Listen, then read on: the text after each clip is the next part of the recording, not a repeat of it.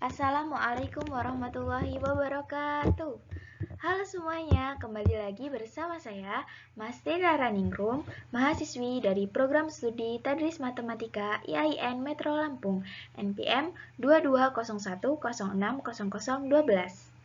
Pada kesempatan kali ini, kita akan kembali belajar mengenai mata kuliah kalkulus diferensial, yaitu subbabnya tentang kekontinuan untuk pertemuan yang keempat. Untuk itu, marilah simak video saya untuk selanjutnya.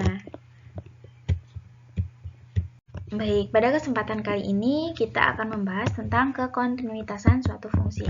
Nah, jadi itu apa sih definisi kekontinuitasan itu? Kekontinuitasan itu di mana suatu fungsi itu memiliki sesuai syarat-syarat kekontinuitasan atau di mana suatu fungsi tersebut sama dengan fx-nya, fungsi x-nya sama dengan c, konstantanya. Jadi itu dari fungsi itu bisa menghasilkan nilai konstanta yang sama. Jadi seperti ini ya. Limit pada bagian ini kan ini disediakan 3 grafik, di mana dari 3 grafik ini hanya satu yang memenuhi syarat kekontinuitasan suatu fungsi. Nah, seperti gambar yang pertama, yaitu limit x mendekati c, fungsi x tidak ada. Nah, tidak ada, kenapa dikatakan tidak ada? Karena di mana titik f dan titik c itu tidak bertemu dan berpisah dan tidak dalam satu garis. Maka dari itu tidak dikatakan suatu kekontinuitasan suatu fungsi.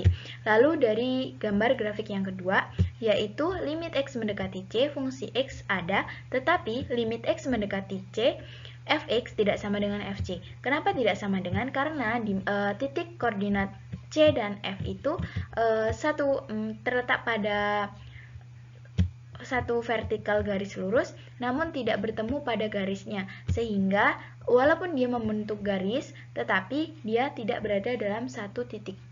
Jadi tidak disebut sebagai kekontinuitasan suatu fungsi.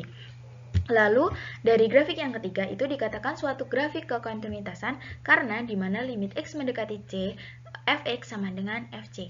Nah, dari ketiga grafik ini dapat kita simpulkan dari dan membentuk suatu definisi. Definisi itu sudah kesepakatan bersama ya teman-teman. Jadi tidak perlu dibuktikan lagi, tetapi sudah nyata pasti ada dan benar dari pernyataan tersebut. Jadi definisi kekontinuitasan di satu titik adalah misalkan f terdefinisi pada suatu interval terbuka yang mengandung c, kita katakan bahwa f kontinu di c jika limit x mendekati c, fx sama dengan fc. Nah, syarat kekontinuitasan suatu fungsi itu ada 3. Yaitu yang pertama, limit x mendekati c dengan fungsi x ada. Lalu syarat yang kedua yaitu fc ada, yakni c berada dalam daerah asal f. Dan syarat yang ketiga yaitu limit x mendekati x sama dengan fungsi c. Nah, jadi suatu fungsi itu dikatakan kontinuitas itu jika memenuhi 3 syarat ini. Nah, contohnya seperti ini ya. Misalkan fungsi x sama dengan x kuadrat min 4 per x2, x tidak sama dengan 2. Bagaimana seharusnya f terdefinisikan di x sama dengan 2 agar kontinu di titik itu? Nah, penyelesaiannya itu seperti ini. Nah, di penjelasan ini fungsinya itu difaktorkan. Kenapa difaktorkan? Karena jika disubstitusi itu nilainya tidak sama dengan 4. Nah, kenapa tidak sama dengan 4? Nih, misalnya x pangkat 2, x-nya kan 2. 2 pangkat 2 berapa? 4. 4 dikurangi 4, 0. 0 per 2, nah tidak. 0 per ininya kan nilainya tadi 2. Nah, 0 per 0 itu kan tidak terdefinisi. Jadi, kita tidak menggunakan substitusi. Jadi, kita menggunakan faktorisasi. Jadi, fungsi ini difaktorisasikan menjadi x min 2 dikali x plus 2 per x2 menghasilkan limit x mendekati 2, x plus 2 sama dengan 4. Nah, karena itu kita definisikan f2 sama dengan 4, grafik dari fungsi yang dihasilkan diperlihatkan di dalam gambar 2 ini. Nah, ini gambar ini yaitu di mana letaknya letaknya yaitu 0,2 dan 2,4. Nah, 0,2 itu karena titik x-nya berada sama dengan 0,2 ya, karena tadi itu nih kan ini ada penjelasannya ya, nih jadi fungsi x, nah ini sama dengan, nah Jadi ini letak titiknya di sini. Nah, seperti itu. Nah, lalu soal ini dikatakan kontinu atau tidak sih? Nah, ternyata tidak, karena soal ini tidak memenuhi syarat dalam ini. Kenapa tidak memenuhi? Iya, memang limit X mendekati C fx itu dia ada, tetapi limit X mendekati X sama dengan FC itu tidak sama. Tidak sama. Seharusnya kan limit X mendekati X sama dengan FC, tetapi di sini tidak sama. Jadi soal ini tidak dikatakan suatu fungsi kekontinuitasan suatu fungsi karena dia tidak memenuhi 3 syarat kekontinuitasan suatu fungsi. Jadi soal ini dikatakan discontinue. Nah, ini kan ada pernyataannya. Titik discontinue C disebut dapat dipindahkan jika fungsi dapat didefinisikan atau didefinisikan ulang pada C sehingga membuat fungsi kontinu. Nah, begitu. Nah, lalu kita langsung loncat ke sini, yaitu kekontinuitasan fungsi yang dikenal. Kebanyakan besar fungsi yang akan kita jumpai yaitu kontinu di mana-mana ada, lalu kekontinu di mana-mana terkecuali di beberapa titik. Nah, dari pernyataan-pernyataan tersebut kita mendapat teorema atau suatu rumus yang membutuhkan pembuktian di mana kalimatnya yaitu kekontinuitasan fungsi polinomial dan rasional fungsi nah, pernyataannya yaitu fungsi polinomial kontinu di setiap bilangan real C, fungsi rasional kontinu di setiap bilangan real C dalam daerah asalnya, yaitu kecuali di mana penyebutnya 0. Nah, jadi semua bilangan real itu terdiri dari bilangan rasional, irasional, bulat, dan lain sebagainya. Itu ya sudah dijelaskan pada materi awal ya. Nah, itu tuh dikatakan kontinu kecuali di sini ada kalimat kecuali, yaitu di mana penyebutnya 0. Nah, jadi titik dikatakan suatu kekontinuitasan suatu fungsi jika penyebutnya itu bukan 0. Dia dikatakan bilangan rasional pun boleh di mana m per n itu, tetapi n-nya itu tidak boleh sama dengan 0. Nah, itu masih bisa boleh dikatakan kekontinuitasan suatu fungsi. Nah, itu teorema A ya.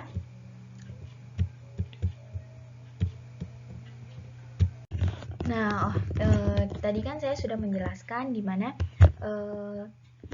kekontinuitasan suatu fungsi itu tadi sudah saya sebutkan apa definisinya dan sudah disebutkan sempat tadi disinggung yaitu teorema A. Nah, lanjutannya yaitu tidak hanya ada teorema A dalam kekontinuitasan suatu fungsi.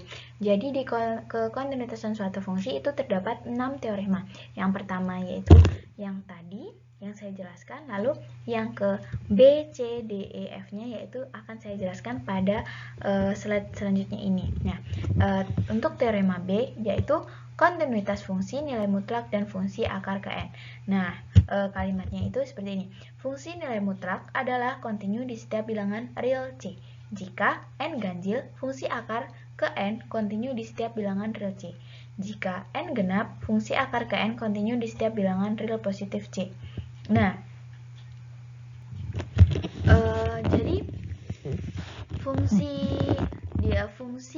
nilai mutlak dan fungsi akar ke N itu akan selalu bernilai kontinu atau disebut kekontinuitasan suatu fungsi karena jika dia nilai mutlak maka dia akan kontinu di setiap bilangan real C-nya.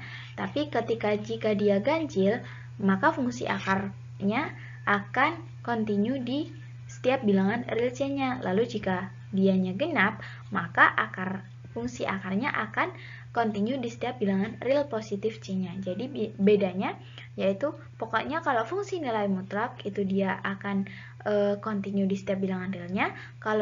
Jika dia ganjil maka fungsi akarnya dia akan kontinu di setiap bilangan realnya C-nya juga, sama seperti nilai mutlak tadi.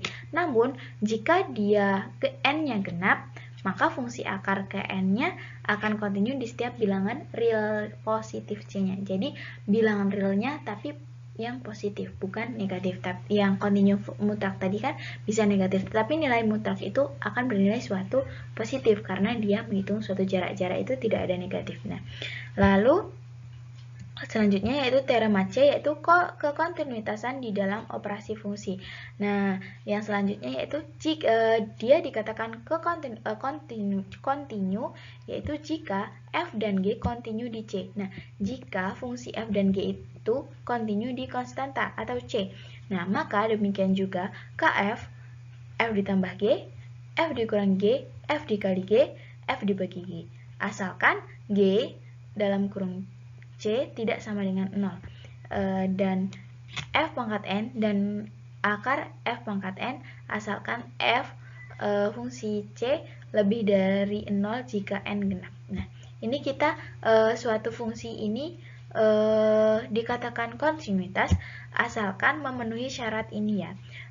Dia dikatakan kontinu jika memiliki operasi entah itu kf, f ditambah g, f min g, f dikali g, f per g, asalkan fungsi gc itu tidak sama dengan 0, f pangkat n dan akar f pangkat n itu asalkan fc-nya lebih dari 0 jika n-nya genap. Nah, itu dia dikatakan kontinuitas ya jika memenuhi syarat tersebut di dalam operasi fungsi. Nah, selanjutnya yaitu teorema D, yaitu kontinuitas fungsi-fungsi trigonometri. Nah, selanjutnya yaitu tentang kontinu di fungsi trigonometri, di mana fungsi sinus dan kosinus kontinu di setiap bilangan real C, fungsi tan X, cot X, secant X, dan cosecant X kontinu di setiap bilangan real C di dalam daerah asalnya. Nah, jadi dia itu akan dikatakan sebagai fungsi kontinu yang masuk dalam fungsi-fungsi trigonometri jika